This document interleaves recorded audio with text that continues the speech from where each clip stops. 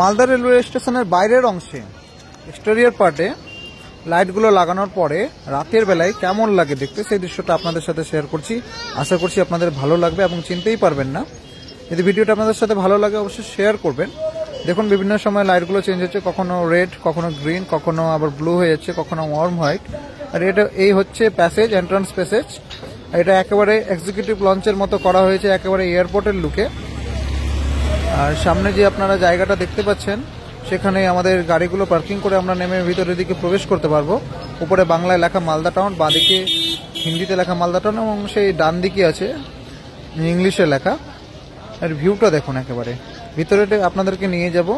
ভিতরটাও দেখতে অসাধারণ লাগবে। এখনো কাজ কমপ্লিট হয়নি, কাজ এখনো চলছে, কিছুদিন আরো চলবে। আর বাঁদিকে ডিসপ্লে বোর্ডগুলো লাগিয়ে দিয়েছে একেবারে এয়ারপোর্টের মতো, যেন আপনারা ইনফরমেশনগুলো সব পান।